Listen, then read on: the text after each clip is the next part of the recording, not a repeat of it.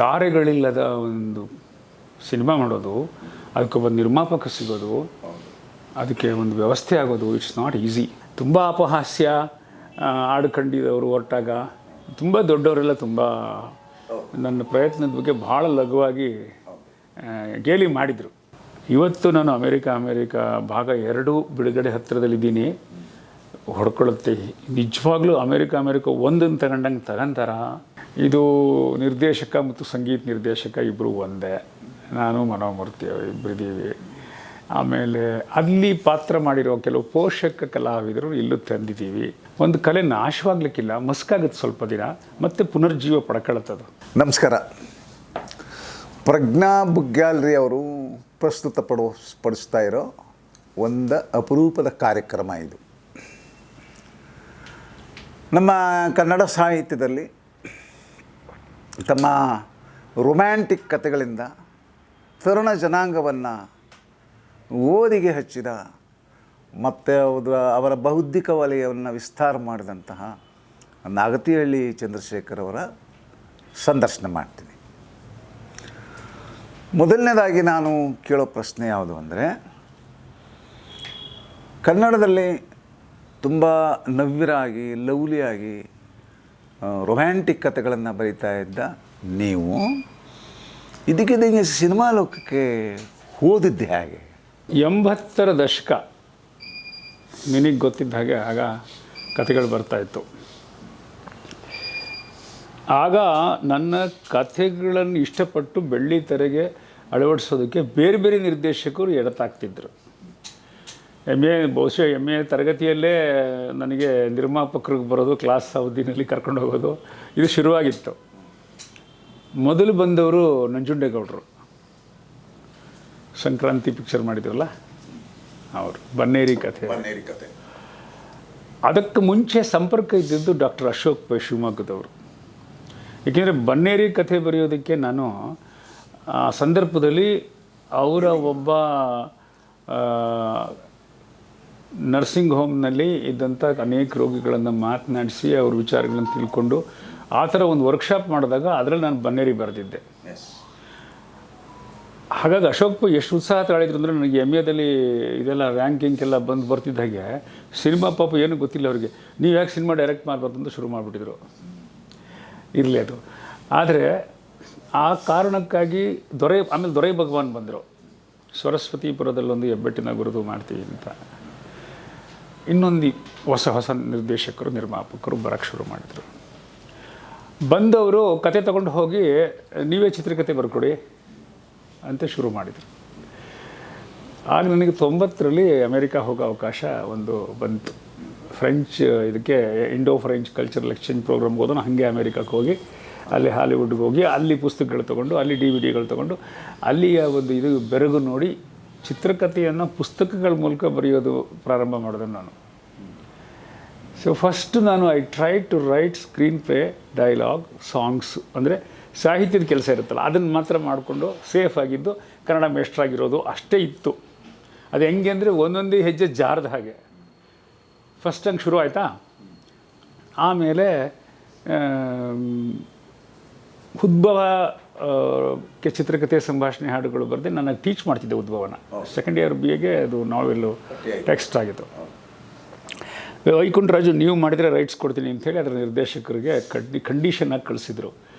ನಾನು ಹೇಳಿದರು, ನೀವು ಬರ್ಕೊಟ್ರೆ ನಾನು ಕೊಡ್ತೀನಿ ಅಂತ. ಅವರ ಒಂದು ಆಫರು ಒಂದು ಕಡೆ ಅಂದರೆ ಒಂದು ಕಾದಂಬರಿ ಆಗಿದ್ದು ನಾಟಕಕ್ಕೂ ಅಳವಡಿಸಿದ್ರು. ಅದನ್ನ ಅವೆರಡನ್ನೂ ಬಿಟ್ಟು ಸ್ಕ್ರೀನ್ ಪ್ಲೇ ಮಾಡಬೇಕಾಗಿತ್ತು. ಕಾಡಿನ ಬೆಂಕಿ ನಮ್ಮ ನಾಡಿ ಸೋಜ ಅವ್ರ ಕಾದಂಬರಿ, ಅದು ಕೂಡ ಕೇಸ್ ಹಿಸ್ಟ್ರಿ. ಅದು ಕ್ಲಿನಿಕಲ್ ಸಬ್ಜೆಕ್ಟು. ಸ್ವಲ್ಪ ಎಚ್ಚರ ತಪ್ಪಿದರೆ ಬೇರೆ ಥರ ಸಿನಿಮಾ ಆಗೋದು, ಇನ್ನೊಂದು ಸ್ವಲ್ಪ ಎಚ್ಚರ ತಪ್ಪಿದರೆ ಡಾಕ್ಯುಮೆಂಟ್ರಿ ಆಗೋದು.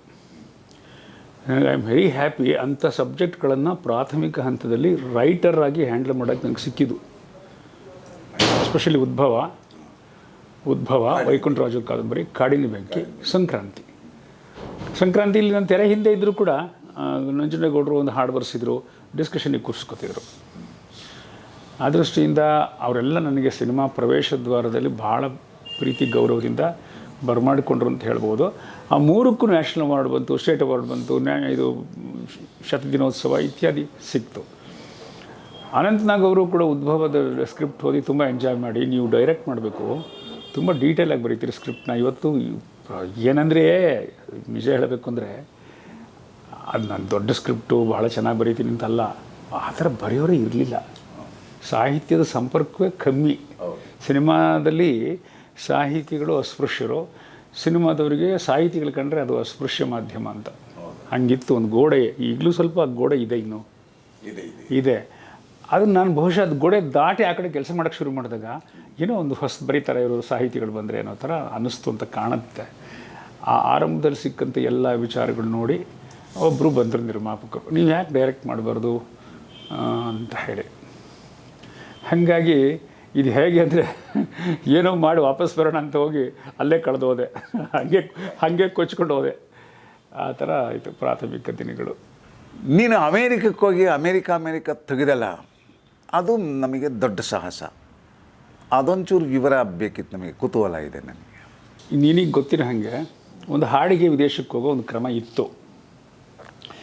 ನಾಯಕಿ ಕಲ್ಪಿಸ್ಕೊಂಡು ವಿದೇಶಕ್ಕೆ ಸ್ವಿಟ್ಜರ್ಲ್ಯಾಂಡಲ್ಲಿ ಇರ್ತಾರೆ, ಹಾಡು ಹೇಳಿದ್ಮೇಲೆ ಮತ್ತೆ ಬೆಂಗಳೂರಲ್ಲಿ ಇರ್ತಾರೆ. ಈ ಥರದ್ದೊಂದು ಇತ್ತು, ಎಲ್ಲ ಸಿನಿಮಾಗಳದ್ದು ಮಾಡ್ತೀನಿ. ನನಗೆ ಈ ಒಂದು ಫಾರ್ಮುಲಾ ಬ್ರೇಕ್ ಮಾಡಬೇಕು, ಇದರ ಆಚೆಗೆ ಯೋಚನೆ ಮಾಡಬೇಕು. ಆಚೆಗೆ ಅಂದರೆ ಏನು, ಯಾವ ದೇಶಕ್ಕೆ ಹೋಗ್ತೀವಿ ಆ ದೇಶನ ಸ್ವಲ್ಪ ಅಧ್ಯಯನ ಮಾಡಿ, ಆ ದೇಶದ ಸಂಸ್ಕೃತಿ, ಸಂಬಂಧಗಳು, ಸಂಘರ್ಷ, ಮನುಷ್ಯತ್ವ ಏನಾಗ್ತಿದೆ ಅದರದ್ದು ಒಂದು ರೂಪುರೇಖೆಗಳನ್ನು ನೀನು ಸ್ಟಡಿ ಮಾಡಿದರೆ ಅಲ್ಲೊಂದು ಮನುಷ್ಯರ ಕಥೆ ಹುಟ್ಟುತ್ತೆ. ಒಂದು ದೇಶ ಅಂದರೆ ಕಟ್ಟಡಗಳು, ದೈತ್ಯವಾದಂಥ ಈಗ ರಸ್ತೆಗಳು, ಅಗಲವಾದ ರಸ್ತೆಗಳು, ಲಕ್ಸುರಿಯಸ್ ಅಂತ ಜೀವನ ಅಷ್ಟೇ ಅಲ್ಲ. ಅಲ್ಲೂ ಮನುಷ್ಯರಿರ್ತಾರೆ, ಅಲ್ಲೂ ಕಷ್ಟ ಇರ್ತದೆ, ಅಲ್ಲಿ ಏನೋ ಗೋಳಿರುತ್ತೆ. ಆ ದೃಷ್ಟಿಯಿಂದ ಅಮೇರಿಕ ಮಾಡೋ ಕಾಲಕ್ಕೆ ಏನಾಗಿತ್ತು, ಅದಕ್ಕೆ ಮುಂಚೆ 2 ಸರಿ ಹೋಗಿದ್ದೆ. ನನ್ನ ಪತ್ನಿ ಅಲ್ಲಿದ್ದರು, ಪ್ರಾಜೆಕ್ಟ್ ಮೇಲೆ ಹೋಗಿ ಬರ್ತಾಯಿದ್ರು ಸಾಫ್ಟ್ವೇರ್ ಇಂಜಿನಿಯರ್ ಆಗಿ. ಅದೊಂದು ನನಗೆ ಒಂದು ಬೇಸ್ ಇತ್ತಲ್ಲಿ ಹೋದಾಗ ಇರೋದಕ್ಕೊಂದು ಜಾಗ ಅಂತ ಇರ್ತಿತ್ತು. ಕನಸು ಹುಟ್ಟಿದ್ಲು, ನಾನು ಕನಸು ಒಂದು ಸರಿ ಹೋಗಿ ಬಂದ್ವಿ. ಅದಕ್ಕೆ ಮುಂಚೆ ನಾನು ಒಬ್ಬನೇ ಹೋಗಿ ಬಂದಿದ್ದೆ. ಆಗ ಅಲ್ಲಿಯ ಕನ್ನಡಿಗರು, ಅವ್ರ ಜೊತೆ ಒಡನಾಟ, ಮಾತುಕತೆ, ಕನ್ನಡ ಸಂಘ ಅಲ್ಲಿ ನಡೀತಿದ್ದಂಥ ಇದು, ಅಲ್ಲಿ ಕನ್ನಡ ಪ್ರೀತಿ ಜನರಿಗೆ, ಹಿಪೋಕ್ರಸಿ, ಕೃತಕವಾದದ್ದು, ಮತ್ತು ಭಾವುಕವಾಗಿ ಭಾರತದ ಬಗ್ಗೆ ಒದ್ದಾಡೋವಂಥವ್ರು, ಇಂಡಿಯಾ ಅಂದರೆ ಏನೋ ಬಿಟ್ಟು ಬಂದಿದ್ದೀವಿ ಅಂತ ಕೊರಗುವಂಥವ್ರು, ಒಳ್ಳೆಯವರು ಕೆಟ್ಟವರು, ಅದರ ಮಿಶ್ರವಾದ ಎಲ್ಲ ಒಂದು ವಿಚಿತ್ರವಾದ, ಅಂದರೆ ಭಾರತದಲ್ಲಿ ಸಿಗದೇ ಇರೋವಂಥ ಕೆಲವು ವಿದ್ಯಮಾನಗಳಲ್ಲಿ ಸಿಕ್ಕೋ. ಒಬ್ಬ ಫಿಲ್ಮ್ ಮೇಕರಾಗಿ ನಾನು ಒಬ್ಬ ರೈಟ್ರಾಗಿ ಇಲ್ಲಿಗೆ ಬಂದಿದ್ದೀನಿ, ಸಾಹಿತ್ಯದ ಲೋಕದಿಂದ ಬಂದಿದ್ದೀನಿ, ಮೇಷ್ಟ್ರ ಕೆಲಸದಿಂದ ಬಂದಿದ್ದೀನಿ, ನಾನು ಏನೋ ಬೇರೆ ಮಾಡಬೇಕು ಅಂಥ ಒಂದು ಹಠಕ್ಕೆ ಬಿದ್ದೆ. ತುಂಬ ಅಪಹಾಸ್ಯ ಆಡ್ಕೊಂಡಿದ್ದವರು ಹೊರಟಾಗ ತುಂಬ ದೊಡ್ಡವರೆಲ್ಲ ತುಂಬ ನನ್ನ ಪ್ರಯತ್ನದ ಬಗ್ಗೆ ಭಾಳ ಲಘುವಾಗಿ ಗೇಲಿ ಮಾಡಿದರು. ಗೊತ್ತಾ ಎಲ್ಲಿದೆ ಅಮೇರಿಕಾ, ಅಲ್ಲಿಗೆ ಹೋಗ್ತಿರೋ ಇವ್ರನ್ನ ಕಟ್ಕೊಂಡು, ನಿಮ್ಮ ಸಿನಿಮಾಲಿ ಸ್ಟಾರೇ ಇಲ್ಲ, ಅಷ್ಟು ದೂರ ಹೋಗ್ತೀರಾ, ಏನು ವಿಡಿಯೋ ಕ್ಯಾಮ್ರಾನಾ ಅಂತ ಹಾಸ್ಯ ಮಾಡಿದ ತುಂಬ ದೊಡ್ಡವರು ಇದ್ದರು. ನಾನು ನೋಡ್ತೀನಿ ಸರ್, ಏನೋ ಮಾಡ್ತೀನಿ ಅಂದ್ಕೊಂಡು ಹಿಂಗೆ ಹೋಗಿದ್ದೆ ನಾನು. ಯಾಕೆಂದರೆ ಯಾರಿಗೂ ನಂಬಿಕೆ ಇರಲಿಲ್ಲ, ಅಷ್ಟು ದೂರಕ್ಕೆ ಹೋಗಿ 20,000 ಮೈಲಿಗೆ ಹೋಗಿ ತಾರೆಗಳಿಲ್ಲದ ಒಂದು ಸಿನಿಮಾ ಮಾಡೋದು, ಅದಕ್ಕೊಬ್ಬ ನಿರ್ಮಾಪಕ ಸಿಗೋದು, ಅದಕ್ಕೆ ಒಂದು ವ್ಯವಸ್ಥೆ ಆಗೋದು, ಇಟ್ಸ್ ನಾಟ್ ಈಸಿ. ಆದರೆ ಕನ್ನಡ ಜನ ನಿಜವಾಗ್ಲೂ ಬೇರೆ ಏನೋ ಮಾಡಿದ್ರು ಒಪ್ಕೋತಾರೆ, ಹೊಸ ಥರ ಕೊಟ್ಟರು ಒಪ್ಕೊಳ್ತಾರೆ ಅನ್ನೋದಕ್ಕೆ ಆ ಚಿತ್ರ ಒಂದು ಅಭಿಜಾತ ಚಿತ್ರವಾಗಿ ಉಳ್ಕೊಂಡ್ಬಿಡ್ತು. ಅದಾಯಿತು. ಸೊ ನನಗೆ ಒಂದು ದೊಡ್ಡ ತೃಪ್ತಿ. ಯಾಕೆಂದರೆ ಸಿನಿಮಾ ಮಾಡುವಾಗ ಭಾಳ ಕಷ್ಟಪಟ್ಟಿದ್ದೆ ಚಂದ್ರು, ತುಂಬ ಕಷ್ಟಪಟ್ಟಿದ್ದೆ. ಹಾಗಾಗಿ ಅಷ್ಟೇ ದೊಡ್ಡ ತೃಪ್ತಿಯನ್ನು ಸಿನಿಮಾ ಕೊಡುತ್ತೆ. ಸಿನಿಮಾ ರಿಲೀಸ್ ನಂತರ ವಿಮರ್ಶೆಯನ್ನು ಒಂದು ಪ್ರೊಜಿಡೀಸಾಗಿ ಬರೆದಿದ್ದು ನೋಡಿದೆ ನಾನು. ಅದೊಂದು ಕನ್ನಡ ಸಾಹಿತ್ಯದ ಸಿನಿಮಾ ವಿಮರ್ಶೆಯಲ್ಲಿ ಒಂದು ದಾಖಲಾಗಿದೆ. ಏನಂದರೆ ಈ ಸಿನಿಮಾ ಬೋರೇಗೌಡ ಬೆಂಗಳೂರಿಗೆ ಹೋಗಿ ಬಂದ ಅಂತ ಇನ್ನೊಂದು ಸಿನಿಮಾ ಬಂದಿತ್ತು, ಆ ಥರ ಅಂತ ನಮ್ಮ ಲಂಕೇಶ್ ಪತ್ರಿಕೆಯಲ್ಲಿ ಒಬ್ಬ ಬರೆದ್ಬಿಟ್ಟ. ಆಮೇಲೆ ಲಂಕೇಶ್ ಏನು ಮಾಡಿದರು, ಈ ಸಿನಿಮಾ ಚೆನ್ನಾಗಿದೆ ಅಂತ ಅಂದ್ಬಿಟ್ಟು ಖುದ್ದು ತಾವೇ ಹೋಗಿ ನೋಡಿ ತಮ್ಮ ಗೆಳೆಯರನ್ನೆಲ್ಲ ಕರ್ಕೊಂಡೋಗಿ ತೋರಿಸಿ ಒಂದು ಸಿನಿಮಾದ ಬಗ್ಗೆನೇ ಒಂದು ಸ್ಪೆಷಲ್ ಇಶ್ಯೂ ತಂದರು. ಅದೊಂದು ರೆಕಾರ್ಡು. ಈ ಎಲ್ಲ ಕಾರಣಕ್ಕೆ ಬಹುತೇಕ ಅದು 1 ವರ್ಷ ಓಡ್ತು ಅಂತ ಅನಿಸುತ್ತೆ. ಆಮೇಲೆ ಆನಂತರ ವಿದೇಶಕ್ಕೆ ಹೋಗಿ ಸಿನಿಮಾ ತೆಗೆಯೋದು ಜಾಸ್ತಿ ಮಾಡ್ಕೊಂಡೆ ನೀನು, ಅದೊಂಚೂರು ಹೇಳಿ ನೋಡೋಣ. ಅಲ್ಲಿ ಇನ್ನೊಂದು ಘಟನೆ ಚಾರಿತ್ರಿಕವಾಗಿ ಇವಾಗ ನೆನಪು ಮಾಡ್ಕೋಬೇಕು ಅಂದರೆ, IT ಬೂಮ್ ಆಗಿತ್ತು. IT ಉದ್ಯಮ ಇದೆಯಲ್ಲ, ಇನ್ಫಾರ್ಮೇಷನ್ ಟೆಕ್ನಾಲಜಿ, ಸಾಫ್ಟ್ವೇರ್ ಇಂಜಿನಿಯರ್ಸು ತಂಡೋಪತಂಡವಾಗಿ ಅಮೇರಿಕಕ್ಕೆ ಪ್ರವೇಶ ಮಾಡ್ತಿದ್ದ ಕಾಲ. ಈಗ ನನ್ನ ಪತ್ನಿ BSc MSc ಓದಿದವ್ರನ್ನೂ ಕೂಡ ಒಂದು 6 ತಿಂಗಳು ಟ್ರೈನಿಂಗ್ ಕೊಟ್ಟು ಸಾಫ್ಟ್ವೇರಿಗೆ ಹಾಕೊಂಬಿಡೋರು. ಈಗ ಕಂಪ್ಯೂಟರ್ ಸೈನ್ಸ್ ಅಂತ ಒಂದೇನು BE ಇಂಜಿನಿಯರಿಂಗ್ ಇದೆಯಲ್ಲ, ಅದಕ್ಕೆ ಕೋರ್ಸೇ ಇರಲಿಲ್ಲ. ಆಗ ಕಂಪ್ಯೂಟರ್ ಸೈನ್ಸ್ ಕೋರ್ಸ್ ಬಂದಿರಲಿಲ್ಲ. ಕ್ಲಿಂಟನ್ ಇದ್ದ ಅಲ್ಲಿ. ಸಿಲಿಕಾನ್ ವ್ಯಾಲಿ ಹೊರಟರು ಅಂದರೆ ಮನೆ ಎಣಿಸಿ ಜನ, ಎಸ್ಪೆಷಲಿ ಕರ್ನಾಟಕದಿಂದ ಮತ್ತು ಹೈದರಾಬಾದು, ತೆಲುಗುನವರು, ಕನ್ನಡದವರು ಸಾಫ್ಟ್ವೇರ್ನಲ್ಲಿ ಇಂಡಸ್ಟ್ರಿಯಲ್ಲಿ ಮೊದಲ ಶ್ರೇಣಿಯಲ್ಲಿ ಇರ್ತಾರಲ್ಲಿ. ತುಂಬ ಟಾಪ್. ಈಗಂತೂ ಕೆಲವು ಉದ್ದಿಮೆಗಳ CEOಗಳವರು. ಆ ಒಂದು ದೊಡ್ಡ ಪ್ರವಾಹ ಶುರುವಾಗಿತ್ತು. ಹಾಗಾಗಿ ಅವರೆಲ್ಲರ ಸಂಕಟಗಳು, ಸಂತೋಷಗಳು ಸಿನಿಮಾದಲ್ಲಿತ್ತು. ಹಾಗಾಗಿ ಆ ಸಿನಿಮಾಕ್ಕೆ ಯಶಸ್ಸಿಗೆ ಅದೊಂದು ಕಾರಣ. ಎಲ್ಲರೂ ಗುರುತಿಸ್ಕೊಂಡ್ರು, ನಮ್ಮ ಮಗಳು ಅಲ್ಲಿ ಹೋಗಿದ್ದಾಳೆ, ನನ್ನ ಮಗ ಹೋಗಿದ್ದಾನೆ, ನಮ್ಮ ಮನೇಲಿ ಹೀಗೆ ಆಗಿತ್ತು ಅಂತ. ಆ ಥರದೊಂದು ಗುರುತಿಸ್ಕೊಳ್ಳೋದಕ್ಕೆ ತುಂಬ ಜನರಿಗೆ ಆ ಸಿನಿಮಾದಲ್ಲಿ ಸಾಧ್ಯತೆ ಇತ್ತು. ಅದು ಬಹುಶಃ ಒಂದು ಪಾಯಿಂಟ್ ಅನಿಸುತ್ತೆ. ಈ ಕನ್ನಡ ಸಿನಿಮಾ ರಂಗದಲ್ಲಿ ಕಾಲಕ್ಕೆ ನೀವು ನಿಮ್ಮದೇ ಆದ ಫಾರ್ಮುಲಾಗಳನ್ನು ತಗೊಂಡು ಬಂದು ಯಶಸ್ವಿ ನಿರ್ದೇಶಕ ಆಗಿದ್ದು ಸರಿ. ಬಟ್ ಈ ಸಂದರ್ಭದಲ್ಲಿ ಕನ್ನಡ ಸಿನಿಮಾನೇ ಅಪ್ರಸ್ತುತವಾಗಿ ಹೊರಟೋಗುತ್ತೇನೋ ಅನ್ನೋ ಅಪಾಯಕರ ಸನ್ನಿವೇಶದಲ್ಲಿ ಉಳಿದು ಬದುಕಕ್ಕೆ ಏನು ಸಲಹೆ ಕೊಡ್ಬೋದು? ಸಿನಿಮಾ ಹೋಗಲ್ಲ, ರೂಪಾಂತರ ಆಗ್ತಾಯಿದೆ, ಬೇರೆ ಫಾರ್ಮ್ ಪಡ್ಕೊತಾ ಇದೆ, ಬೇರೆ ಬೇರೆ ಅವತಾರ ಎತ್ತಾ ಇದೆ ಅದು. ಏಕೆಂದರೆ ರಂಗಭೂಮಿಗೂ ಹಾಗೆ ಸಿನಿಮಾ ಬಂದಾಗ ಹೊರಟೋಯ್ತು ಅಂತ ಇದ್ದರು. ಬಟ್ ಮತ್ತೆ ರಂಗಾಯಣ, ಕಾರಂತರು, ಬೇರೆ ಫಾರ್ಮಲ್ಲಿ ನಾಟಕ ನೋಡ್ಬೋದು ಅಂತ ನಾಟಕಕ್ಕೆ ಇನ್ನೊಂದು ಬೌದ್ಧಿಕ ಒಂದು ವಿಸ್ತಾರ ಬಂತು, ಆಯಾಮ ಸಿಕ್ತು. ಒಂದು ಕಲೆ ನಾಶವಾಗಲಿಕ್ಕಿಲ್ಲ, ಮಸ್ಕಾಗುತ್ತೆ ಸ್ವಲ್ಪ ದಿನ, ಮತ್ತೆ ಪುನರ್ಜೀವ ಪಡ್ಕೊಳತ್ತದು. ಆ ಥರ ಪುನರ್ಭವ ಆಗಬೇಕಾದ್ರೆ ಕಾಲ ಒಂದು, ಅಲ್ಲಿ ಕೆಲಸ ಮಾಡೋರು ಸ್ವಲ್ಪ ಕೆಲಸ ಮಾಡಬೇಕಾಗತ್ತೆ. ಸುಮ್ಮನೆ ಅದು ಏನೋ ಒಂಥರ ಆಗಲ್ಲ. ಅದು ಆ ಒಂದು ಸಂಘರ್ಷ, ಯೋಚನೆ, ಚಿಂತನೆ ಈಗ ಉದ್ಯಮದಲ್ಲಿ ನಡೀತಿದೆ, ಕೆಲವರೆಲ್ಲಾದರೂ ನಡೀತಾ ಇದೆ. ಈಗ ನಾವು ಶುರು ಮಾಡಿದಾಗ ಅನಲಾಗ್ ವ್ಯವಸ್ಥೆ ಈಗ ಕಂಪ್ಲೀಟ್ಲಿ ಡಿಜಿಟಲ್ ಇದೆ. ನಾನು ಕೊಟ್ರೇಶಿ ಕನಸು ತೊಗೊಂಡೋಗಿದ್ದಾಗ ಅಮೇರಿಕಾಗೆ ಒಂದು 35 kg ಒಂದು ಪ್ರಿಂಟ್ ಎತ್ಕೊಂಡು ಹೋಗಿದ್ದೆ ಜೊತೆಲಿ, ಒಂದು ಪ್ಯಾಸೆಂಜರ್ ಥರ. ಅದು ಬಿಡಿಸ್ಕೊಂಡು ತಗೊಂಡೋಗಿ ಅಲ್ಲಿ ಅನ್ಲೋಡ್ ಮಾಡಿ, ಆ ದೇಶದ ಪ್ರೊಜೆಕ್ಟ್ರಿಗೆ ಅದನ್ನು ಲೋಡ್ ಮಾಡಿ, ಅವ್ರಿಗೆ ಅರ್ಥ ಆಗದೆ ಮೊದಲನೇ ರೀಲ್ ಕಡೆಗೆ ಹಾಕಿ, ಕಡೆ ರೀಲ್ ಮೊದಲನೇ ಹಾಕಿ, ಎಷ್ಟು ಕಷ್ಟ ಆಗೋದು ಅಂದರೆ ಒಂದು ಸ್ಕ್ರೀನಿಗೆ ಮುಗಿದ್ಮೇಲೆ ಅದನ್ನು ಮತ್ತೆ ರೀಲೋಡ್ ಮಾಡಿಕೊಂಡು ಇನ್ನೊಂದು ಥಿಯೇಟ್ರಿಗೆ ಹೊತ್ಕೊಂಡು ಹೋಗೋದು ಮ್ಯಾನ್ಯುಯಲಿ ಬಹಳ ಕಷ್ಟ ಆಗೋದು. ಕಾರ್ ಟ್ರಂಕಿಗೆ ಅದು ಎತ್ತಿಡಬೇಕಾದ್ರೆ ಸಾಕಾಗೋಗೋದು. ಇವತ್ತು ಒಂದು ಚಿಕ್ಕ ಪೆನ್ ಡ್ರೈವ್ ಫಿಲ್ಮು ಇಷ್ಟೇ ಪಾಕೆಟಲ್ಲಿ ಇಟ್ಕೊಂಡು ಹೋಗ್ಬೋದು, ಆಯಿತಾ. ಇವತ್ತು ಒಂದು ಕಡೆ ಕೂತ್ಕೊಂಡು ಒಂದು ಪಾಸ್ವರ್ಡ್ ಕೊಟ್ಟರೆ ಒಂದು ಕಡೆ ಎಲ್ಲ ಅಪ್ಲೋಡ್ ಮಾಡಿ ಒಂದು ಸೆಂಟ್ರಲ್ಲಿ ಬೆಂಗಳೂರು, ಚೆನ್ನೈನಲ್ಲೋ, ವರ್ಲ್ಡ್ ವೈಡ್ ಎಷ್ಟೊತ್ತಿಗೆ ಬೇಕಾದ್ರೆ ಎಲ್ಲಿ ಬೇಕಾದ್ರೂ ಶೋ ಸ್ಟಾರ್ಟ್ ಆಗುತ್ತೆ. ಆ ದೇಶದ ಆ ಚಿತ್ರಮಂದಿರಕ್ಕೊಂದು ಕೋಡ್ ಇರುತ್ತೆ. ಆ ಕೋಡ್ ಪ್ಲೇ ಮಾಡಿದರೆ ಆಸ್ಟ್ರೇಲಿಯಾದಲ್ಲಿ ಇವಾಗಲೇ ಶುರುವಾಗುತ್ತೆ, ಅಮೇರಿಕಾದಲ್ಲಿ ಈಗಲೇ ಶುರುವಾಗುತ್ತೆ, ಇಂಡಿಯಾದಲ್ಲೂ ಈಗಲೇ ಶುರುವಾಗುತ್ತೆ ಫಿಲ್ಮ್. ಎಷ್ಟು ಶೋ ಬೇಕಾದ್ರೆ ಹಾಕ್ಬೋದು. ಆ ಥರದ ಡಿಜಿಟಲ್ ಕ್ರಾಂತಿ ಸಿನಿಮಲ್ಲಿ ಆಗಿಬಿಟ್ಟಿದೆ. ಈ ಡಿಜಿಟಲ್ ಕ್ರಾಂತಿ ರೆವಲ್ಯೂಷನ್ನು ತುಂಬ ಅನುಕೂಲಗಳನ್ನು ಕೊಟ್ಟಿದೆ, ತೊಂದರೆಗಳನ್ನು ಕೊಡ್ತಾ ಇದೆ. ಈಗ ಈ ಕ್ಯಾಮ್ರಾಗಳಿಗೆ ರೀಲ್ ನಾವು ಲೋಡ್ ಮಾಡ್ತಿದ್ವಿ, ನಾನು ರೆಡಿ, ಅದು ಮುಗೀತಿದ್ದಂಗೆ ಹೊಡ್ಕೊಳ್ಳೋದು, ಏನಪ್ಪ ಇನ್ನೊಂದು ರೀಲ್ ತರಬೇಕಲ್ಲಪ್ಪ ದುಡ್ಡು ಅಂತ. ಆ ಥರದ 400 ಫೀಟ್ ಕ್ಯಾನ್ ಇಟ್ಕೊಂಡು ತಿರುಗ್ತಿದ್ವಿ ಯಾವಾಗಲೂ. ಶೂಟಿಂಗ್ ಹೋಗ್ಬೇಕಾದ್ರೆ ಆ ಥರ 400 ಕೀಟ್ನ 15-16 ಸಾವಿರ ಅಡಿ ಜೊತೆಲಿ ತೊಗೊಂಡೋಗೋದೇ ಒಂದು ಸಾಹಸ ಇತ್ತು. ಯಾಕೆಂದರೆ ಅದು ಎಕ್ಸ್ಪೋಸ್ ಆಗಬಾರ್ದು ಸನ್ ಲೈಟ್ಗೆ. ಅದನ್ನು ಕಪ್ಪು ಬಟ್ಟೆಯಲ್ಲಿ ಮುಚ್ಚಿಟ್ಕೊಂಡು ಹೋಗಬೇಕು. ಎಕ್ಸಾಮಿನ್ ಮಾಡ್ತಾನೆ ಏರ್ಪೋರ್ಟಲ್ಲಿ, ಎಕ್ಸ್ರೇ ತೆಗೆದು ತೋರಿಸು ಅಂತಾನೆ, ತೋರಿಸಿದ್ರೆ ಹೋಗ್ಬಿಡುತ್ತೆ ಅದು. ಈ ಫಿಲ್ಮ್ ಅಂತ ಹೇಳಬೇಕು, ಅವ್ನು ನಂಬಬೇಕದನ್ನ, ನಂಬದೆ ಹೋದರೆ ಒಳಗೆ ಬಿಡಲ್ಲ. ಈಗಂತೂ ಭಯೋತ್ಪಾದಕರ ಕಾಟ ಬಹಳ ಕಷ್ಟ. ಅದರಲ್ಲೂ ಏಷ್ಯನ್ಸ್ ಅಂದರೆ ಎಲ್ಲರೂ ಅವರಿಗೆ ಟೆರರಿಸ್ಟ್ ಥರ ಕಾಣ್ತಾರೆ, ಇತ್ಯಾದಿ ಸಮಸ್ಯೆಗಳಿರ್ತಿತ್ತು. ಆ ಒಂದು ದಿನಗಳು ಹೊರಟೋಯ್ತು. ಈಗ ಅದರ ಅನಾನುಕೂಲ ಏನಾಗಿದೆ ಅಂತಂದರೆ, ಎಷ್ಟು ಬೇಕಾದರೂ ತೆಗಿಬೋದು, ಎರೇಸ್ ಮಾಡ್ಬೋದು, ತೆಗಿಬೋದು ಅಂದ್ಬಿಟ್ಟು ಶೂಟಿಂಗ್ನಲ್ಲಿ ಅನ್ಲಿಮಿಟೆಡ್ ಶೂಟ್ ಮಾಡ್ತಾರೆ. ಈಗ ನಾವು ಪ್ಲ್ಯಾನೇ ಇರಲ್ಲ.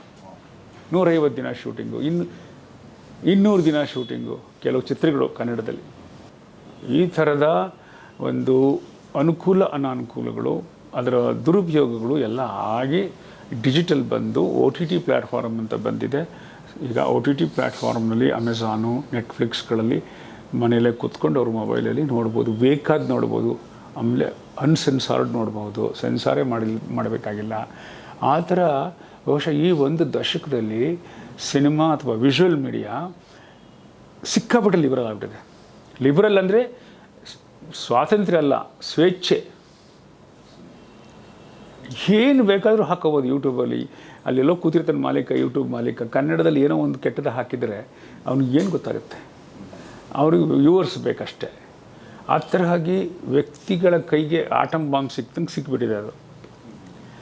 ಅದ್ರ ಜೊತೆಗೆ ಒಂದು ಬಡಪಾಯಿ ಕನ್ನಡ ಸಿನಿಮಾ ಸ್ಪರ್ಧಿಸೋದಿದೆಯಲ್ಲ, ಭಾಳ ಕಷ್ಟ. ಅಂದರೆ ನಮ್ಮ ಥರ ಈ ಥರ ಒಂದು ಸಿನಿಮಾ ಅಂದರೆ ಹಿಂಗಿರಬೇಕು, 2 ಗಂಟೆ ಇರಬೇಕು, ಫ್ಯಾಮಿಲಿ ಆಡಿಯನ್ಸ್ ಬರಬೇಕು, ಅದರಲ್ಲಿ ವೈಲೆನ್ಸ್ ಇರಬಾರ್ದು, ಈ ಥರದ್ದು ಏನೇನೋ ಅಂದ್ಕೊಂಡು ನಾವು ಮಾಡಿದ್ವಲ್ಲ ಸೋಷಿಯಲ್ ಕನ್ಸರ್ನ್ ಅಂತ, ಆ ಥರ ಫಿಲ್ಮ್ಗಳಿಗೆ ಈಗ ತುಂಬ ಸಂಕಷ್ಟದ ಕಾಲ. ಅದಕ್ಕೆ ಪರಿಹಾರ ಏನು ಅಂತಂದರೆ, ಇನ್ನೂ ಮಲಯಾಳಂನಲ್ಲಿದೆ, ಒಳ್ಳೆ ಸಿನಿಮಾ ಮಾಡಿದಾಗ ಮುನ್ನುಗ್ಗಬೇಕು ಜನ, ನುಗ್ಗಲ್ಲ. ಯಾಕೆಂದರೆ ಜನಕ್ಕೆ ಆದ್ಯತೆ ಸಿನಿಮಾ ಆಗಿಲ್ಲ. ಈಗ ಓದುವುದು ಆದ್ಯತೆ ಆಗಿಲ್ಲ. ಆಮೇಲೆ ಸಿನಿಮಾ ಥಿಯೇಟ್ರಿಗೆ ಹೋಗಿ ನೋಡೋದು ಒಂದು ದೊಡ್ಡ ಕೆಲಸ. ಯಾರು ಹೋಗ್ತಾರಪ್ಪ, ಹೋಗಿ ಪಾರ್ಕ್ ಮಾಡಿ ಪಾಪ್ಕಾರ್ನ್ ತಿಂದು ಅಲ್ಲಿ 300 ರೂಪಾಯಿ, ಒಂದು ಸತಿ ಸಡನ್ 400 ರೂಪಾಯಿ ಹೇಳ್ತಾರೆ, 500 ರೂಪಾಯಿ ಹೇಳ್ತಾರೆ, ಸಿಕ್ಕಾಬಿಟ್ಟೆ ದುಬಾರಿ. ಮಲ್ಟಿಪ್ಲೆಕ್ಸ್ ಹೋಗಬೇಕು ಅಂದರೆ ಅದು ದೊಡ್ಡದೇನೋ ಇರಬೇಕಲ್ಲಿ, ದೊಡ್ಡ ಹಾಲಿವುಡ್ ಫಿಲ್ಮು, ದೊಡ್ಡ ಬಾಲಿವುಡ್ ಫಿಲ್ಮು, ಎಲ್ಲ ಸ್ಟಾರ್ಸ್ಗಳು ಎಲ್ಲರ ಕೈಲಿ ಗನ್ ಇರಬೇಕು, ಏನೋ ಬೆಚ್ಚಿ ಬೀಳಿಸ್ಬೇಕು, ಏನೋ ಇರಬೇಕು, ನಡಿಬೇಕು. ಹಾಗಿದ್ರೆ ಸಿನಿಮಾ ಅಲ್ಲಿ ಹೋಗಿ ಕೂತ್ಕೊಂಡು ಒಂದು ಧ್ಯಾನಸ್ಥ ಮನಸ್ಥಿತಿನಲ್ಲಿ ಒಂದು ಸಂಗೀತ ಕೇಳೋಣ, ಒಳ್ಳೆ ಕಥೆ ನೋಡೋಣ, ಅದು ಪ್ರೇಕ್ಷಕನು ಅದರಿಂದ ವಿಮುಖನಾಗಿಬಿಟ್ಟಿದ್ದಾನೆ. ಯಾಕಂದರೆ ಎಲ್ಲ ಭಾಷೆಯವರು ಎಂತೆಂಥದೋ ಕೊಟ್ಟು ಪುಷ್ಪ ಅಂತೆ ಇಂಥವೆಲ್ಲ ಬರ್ತವಲ್ಲ, ಆ ಸಿನಿಮಾಗಳ ವಿರುದ್ಧ ನಾನಲ್ಲ, ಅದು ಅವ್ರ ಟ್ರೇಡ್, ಅವ್ರ ಸ್ವಾತಂತ್ರ್ಯ. ಅಂಥ ಸಿನಿಮಾಗಳು ಒಂದು ಕಡೆಯಿಂದ ಕರ್ಕೊಂಡೋಗ್ಬಿಟ್ಟಿದೆ ಬೇರೆ ಕಡೆ ಪ್ರೇಕ್ಷಕರನ್ನ. ಇವತ್ತು ನಾನು ಅಮೇರಿಕಾ ಭಾಗ 2 ಬಿಡುಗಡೆ ಹತ್ತಿರದಲ್ಲಿದ್ದೀನಿ. ಹೊಡ್ಕೊಳ್ಳುತ್ತೆ ನಿಜವಾಗ್ಲೂ. ಅಮೇರಿಕಾ ಒಂದನ್ನು ತಗೊಂತಾರ, ಹೆಂಗೆ ಮಾಡೋದು? ಕಷ್ಟಪಟ್ಟು ಮಾಡಿದ್ದೀವಿ, ಒಳ್ಳೆಯ ಕಥೆ ಇದೆ, ಕಾದಂಬರಿ ಆಧಾರಿತ ಹಾಡುಗಳಿದೆ, ಎಲ್ಲ ಇದೆ.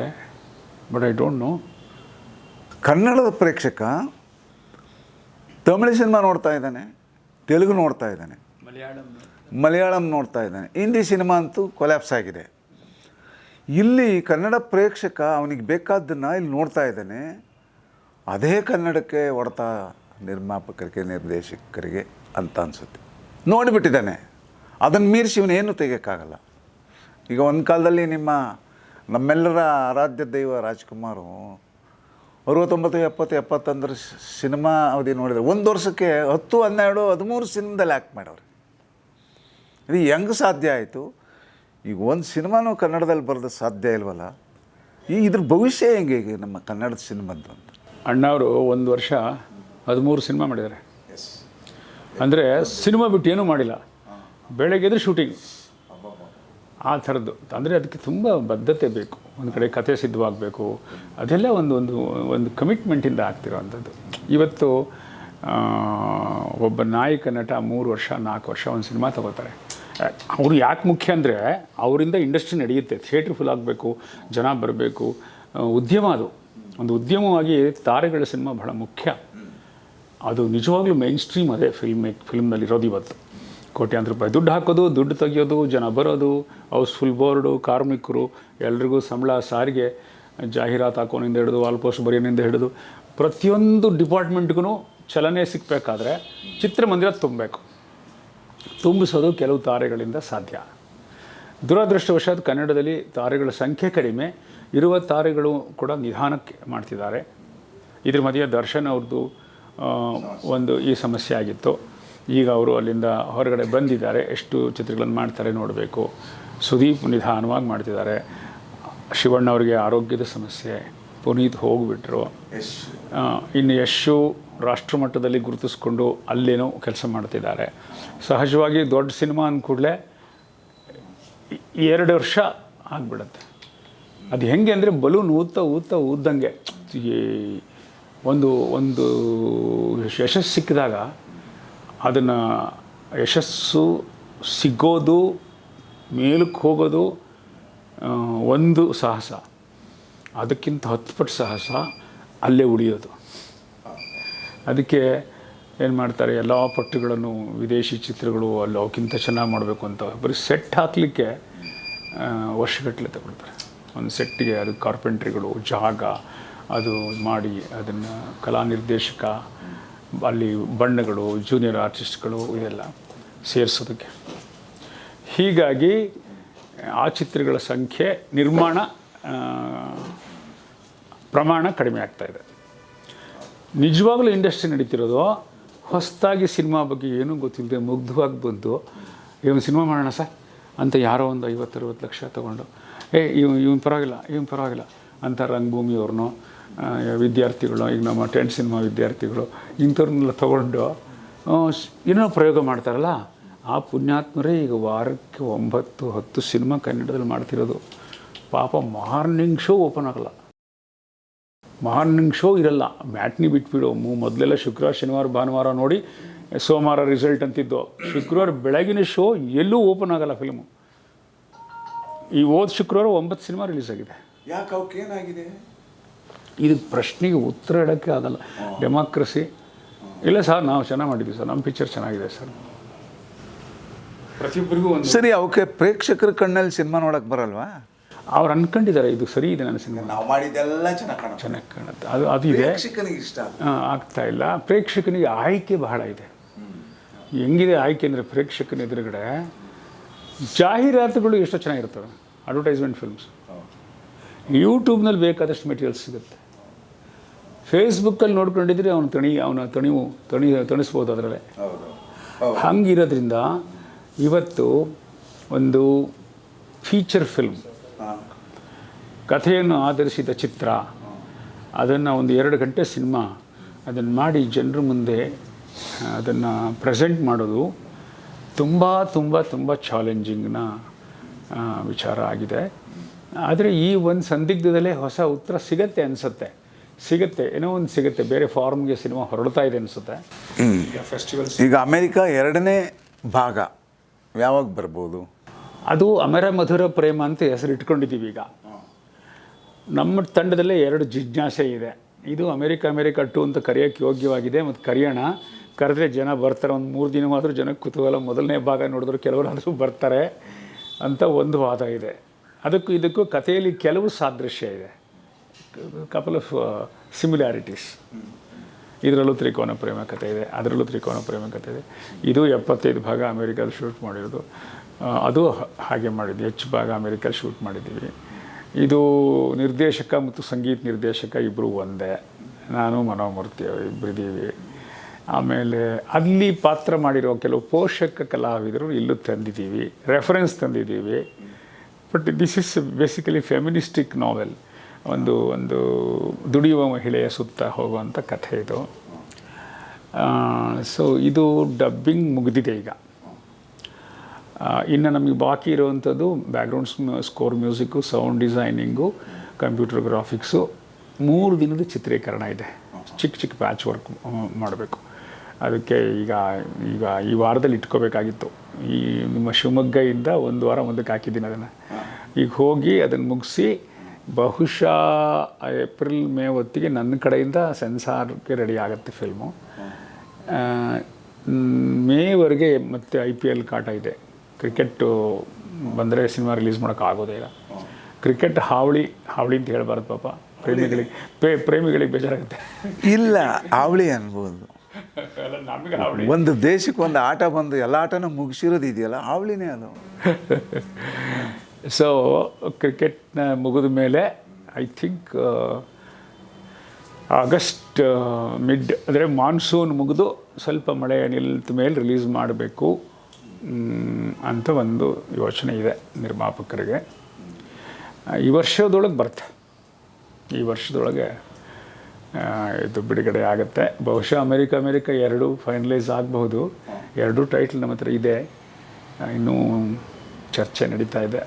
ಇಲ್ಲ, ಅದೇ ಫೇಮಸ್ 1 ವರ್ಷ ಓಡ್ತಲ್ಲ, ಅದ್ರ ಟೈಟ್ಲ್ ಬಳಸ್ಕೊಳ್ಳೋರೇ. ಅದರ ತೊಂದರೆ ಒಂದಿದೆ ಚಂದ್ರು, ಆ ಸಿನಿಮಾ ಇದೆಯಲ್ಲ ಅದು ಮೌಂಟ್ ಎವರೆಸ್ಟು, ತುಂಬ ನಿರೀಕ್ಷೆ. ಆ ನಿರೀಕ್ಷೆ ಮುಟ್ಟದೆ ಹೋದರೆ ಅದು ಬೂಮರಂಗ್ ಆಗೋ ಚಾನ್ಸ್ ಇರುತ್ತೆ. ಅಂದರೆ ಅಷ್ಟು ದೊಡ್ಡ ಹೆಸರಿಟ್ಟಿದ್ದಾರೆ, ಹಂಗಿಲ್ಲ ಸಿನಿಮಾ ಅಂತ ಅದಕ್ಕೊಂದು ನೆಗೆಟಿವ್ ಸ್ಟಾರ್ಟ್ ಆಗುತ್ತೆ. ಗೊತ್ತಿಲ್ಲ, ಹಂಗೆ ಆಗದೇ ಇರ್ಬೋದು. ಇದು ಒಂದು ರೀತಿ ಸ್ಯಾಟಿಸ್ಫೈ ಮಾಡೋ ಥರದ ಒಳ್ಳೆ ಹಾಡುಗಳು, ಒಳ್ಳೆ ವಿಷುವಲ್ ಟ್ರೀಟ್, ಅಂದರೆ ತುಂಬ ದೃಶ್ಯಕಾವ್ಯ ನೋಡೋದು ಹಾಗಿದೆ ಫಿಲ್ಮು. ತುಂಬ ಚೆನ್ನಾಗಿ ಕ್ಯಾಮ್ರಾ ವರ್ಕು, ಬ್ಯಾಕ್ಗ್ರೌಂಡ್ ಸ್ಕೋರು ಎಲ್ಲ ತುಂಬ ಚೆನ್ನಾಗಿದೆ. 3 ಜನ ಕಲಾವಿದರಿದ್ದಾರೆ, ನಿರೂಪ್ ಭಂಡಾರಿ, ಪೃಥ್ವಿ ಅಂಬರ್, ಸಾನ್ವಿ ಶ್ರೀವಾತ್ಸವ್ ಅಂತ. 3 ಜನ ತುಂಬ ಚೆನ್ನಾಗಿ ಮಾಡಿದ್ದಾರೆ. ಆದ್ದರಿಂದ ಕನ್ನಡ ಜನ ನಮ್ಮನ್ನು ಕೈ ಹಿಡಿತಾರೆ ಅಂತ ನಿರೀಕ್ಷೆ ಇಟ್ಕೊಂಡಿದ್ದೀನಪ್ಪ. ನೋಡೋಣ, ಭಾಳ ದಿನಗಳ ನಂತರ ನಿನ್ನದೊಂದು ಸಿನಿಮಾ ರಿಲೀಸ್ ಆಗೋದಕ್ಕೆ ನಿನ್ನದೇ ಆದ ಪ್ರೇಕ್ಷಕರು ನಿನ್ನ ಸಿನಿಮಾ ನೋಡೋಕ್ಕೆ ಶುರುವಾದಾಗ ಅವ್ರಿಗೊಂದು 25 ವರ್ಷ, ಈಗೊಂದು 60 ವರ್ಷ ಆಗಿರ್ಬೋದು. ಅವರ ಅಭಿರುಚಿ ಏನು ಬದಲಾಗಿದೆಯೋ ಒಟ್ಟಿನಲ್ಲಿ ಅಲ್ವಾ, ಎಷ್ಟು ನೋಡು 30 ವರ್ಷದ ಮೇಲೆ ವಯಸ್ಸು ಬದಲಾಗಿರುತ್ತೆ ಪ್ರೇಕ್ಷಕರಿಗೆ. ಅವ್ರು ಹೆಂಗೆ ರಿಸೀವ್ ಮಾಡ್ತಾರೆ ನೋಡೋಣ. ಅದು ಒಟ್ಟಿನಲ್ಲಿ ಈ ಕನ್ನಡ ಸಿನಿಮಾ ಎಲ್ಲ ತಮ್ಮ ಹದ ತಪ್ಪಿ ದಾರಿಲಿ ಹೋಗ್ತಾ ಇರುವ ಸಂದರ್ಭದಲ್ಲಿ ಈ ಸಿನಿಮಾ, ನೀನೇ ಹೇಳಿದಂಗೆ ಈ ದೃಶ್ಯಕಾವ್ಯಗಳು ನಿನ್ನ ಸಿನಿಮಾದಲ್ಲಿ ಮಾಮೂಲು, ಇದು ಯಶಸ್ವಿ ಆಗುತ್ತೆ ಅಂತ ನಾನು ತಿಳ್ಕೊಳ್ತೀನಿ. ನಮ್ಮ ಪ್ರಜ್ಞಾ ತಂಡಕ್ಕೆ ಮತ್ತು ನಿನಗೆ ಇಲ್ಲಿ ಶಿವಮೊಗ್ಗಕ್ಕೆ ನಾವು ಸಾಹಿತ್ಯ ಸಮ್ಮೇಳನದ ಕಾರ್ಯಕ್ರಮಕ್ಕೆ ಬಂದಿದ್ದು, ಈ ನೆಪದಲ್ಲಿ ಮಾತಾಡೋದಕ್ಕೆ ಅವಕಾಶ ಕೊಟ್ಟಿದ್ದೀರಿ. ನಾನು ಈ ಮೂಲಕ ಶಿವಮೊಗ್ಗ ಪ್ರೇಕ್ಷಕರಿಗೆ ಇಲ್ಲಿ ಚಿತ್ರ ಬಿಡುಗಡೆಯಾದಾಗ, ಯಾವುದೇ ಚಿತ್ರ ಬಿಡುಗಡೆಯಾದಾಗ ಗೊತ್ತಾಗತ್ತೆ ನಿಮಗೆ. ಪತ್ರಿಕಾ ವಿಮರ್ಶೆ ಒಂದು ಮೌತ್ ಪಬ್ಲಿಸಿಟಿ ಅಂತ ಇದ್ದೇ ಇರುತ್ತೆ ಸಿನಿಮಾ ಬಗ್ಗೆ.